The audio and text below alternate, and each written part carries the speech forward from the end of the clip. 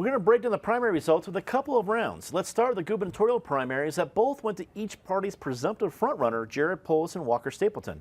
Polis's victory was over 20 points from his closest competition, Kerry Kennedy, and Stapleton enjoyed nearly the same gap between him and Victor Mitchell. Patty, we've talked about the big race. We love talking about politics around this table. I guess with the different ads, the money involved, it was easy to concede that Polis and Stapleton had the edge. I don't think people said there was guaranteed an upset, but it was getting close. A 20-point separation between Polis and Kennedy, I guess it was going to be 18 or 19 points between Stapleton and Victor Mitchell, were both surprising. I thought Stapleton would be a little bit further away, and I didn't think Polis would be that far away from Kennedy. Did it surprise you? Yes, because I bet with my office on Tuesday morning, and I bet that they would both win, but I had very different margins. It didn't surprise me that Victor Mitchell didn't pull up as much as a poll they referenced had said he was pulling up. It just didn't seem like he was going to go there. Walker Stapleton had it all over with name recognition, and that seemed to be, and the fact that he was playing as far right as he could, that seemed to be something that would win in the Republican Party. I was a little surprised by how much Polis pulled ahead of Kerry Kennedy, especially given earlier polls that it showed he was maybe 11 points ahead, and that she seemed to have momentum until it really stopped the day she was on this the debate here, when first day of negative advertising, where she didn't respond well to the questions about negative advertising, and I really felt at that point her momentum stopped and apparently reversed course, because certainly Stapleton did a lot better. Meanwhile, I want to move to your neighborhood because I'm unaffiliated, but wow, every day at least 10 pieces of mail.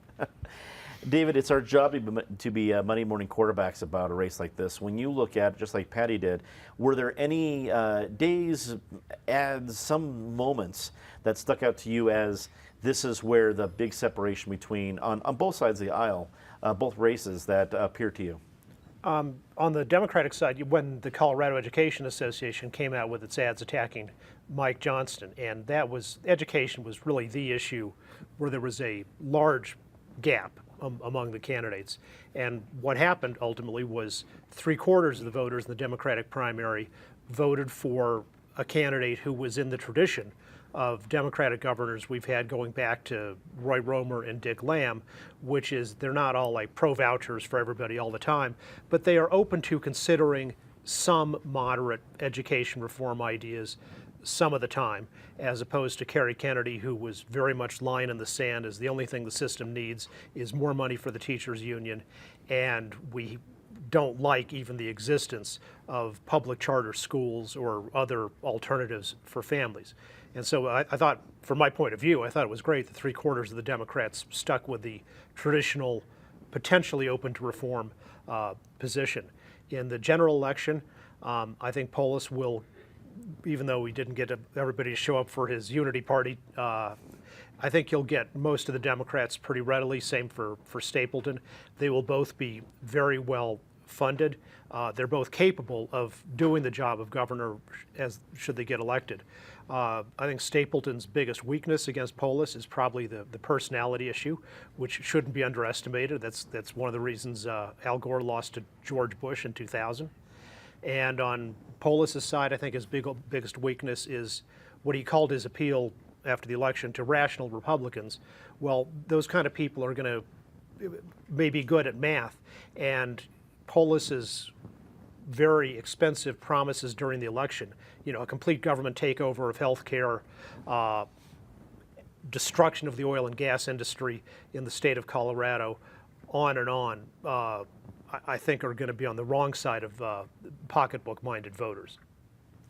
Ed, as a political reporter, amongst a variety of other great topics you cover, what were some of the things that you had heard in the days since the primary that may have made an impact or made a difference, whether it's campaign choices? I know that, as, again, pure Monday morning quarterbacking here, but Kerry Kennedy had a laser focus on education. And if you were a pro-teacher, pro-teachers union type of a voter, you knew exactly where she stood. But where she stood on almost any other issue was not going to be readily apparent, at least with the ads. I don't know, it's easy to say 40% of the primary that was a problem, but what are you hearing about other things that were pivotal moments or issues in the campaign? Well, I think the pivotal moment was when Jared Polis decided to dump $11 million of his own funding into Well this. said. I mean, in the end, I think it was hard to overcome that. You saw Polis everywhere. You heard him talking everywhere. I think it was a very bold gambit for Polis to go out and use some of that money to talk about essentially universal government takeover of healthcare. And I would question if he plans to do that again for the general election, but it clearly paid off well. He clearly had done the polling showing that's a big issue in the Democratic side.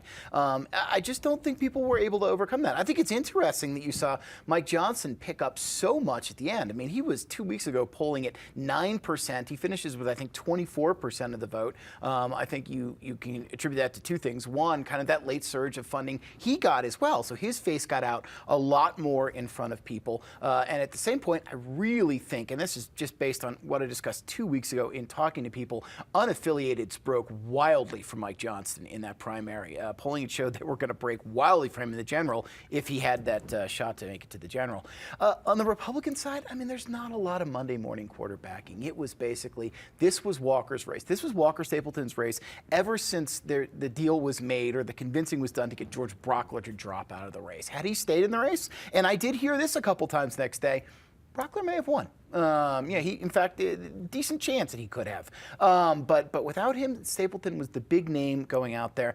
And just to allude to what Dave said, I think this is really interesting. I'm kind of disappointed they both come out really slinging mud against each other because they can just say, let's talk about issues. And they are so opposite on energy, on healthcare, even on transportation. When we have Walker talking about we need to get money from within the budget, put it to highways, and we have Jared talking about, I don't know where the money's going to come from, but we need to put it to bike lanes and front range rail. I mean, these are two people who are going to present very different visions of the future in Colorado. And in some ways, I think that's great because voters really can decide based on what they want government to be. I think you struck upon what might end up being the issue of the campaign because it's where the biggest difference. So I think the moderate, non-party-based voter is transportation. With a D or an R or a U behind your name, everyone hates traffic. How the solution comes about that might be a big deal. Joey, you are also in the thick of political reporting with Colorado politics. You've talked to a lot of different people. When it comes to the governor's race, what have you heard as the impactful moments, issues, ads, etc.? Well, Ed hit it right on the nail. Hit the nail right on the head. Walker Stapleton didn't win this on Tuesday. He won this a year ago, 2 years ago, 5 years ago. He locked up all the big money, all the big support. And then it seemed like the campaign was just an afterthought on the Republican side because, we don't know anything today that we didn't know a year ago. A year ago, we expected Walker Stapleton and Jared Polis to be the nominees, unless you were Joey Bunch, who didn't think Jared Polis would win the nomination. But all the wisdom had him winning it. And that's exactly what we've got. They do offer very different visions in the primary. But now they've got to run in the general election. And I don't think that we're looking at political calculus here. I think we're looking at political geometry because as the parties have receded further to the left and further to the right, the middle is just bigger. And to win this election, one side or the other is going to have to appeal to the middle. They had this unity rally on the Capitol steps today, and afterwards Governor Hickenlooper was saying that he believes Jared Polis will govern as a moderate if he's elected. So is John Hickenlooper going to go out there and make the case that Jared Polis is a moderate?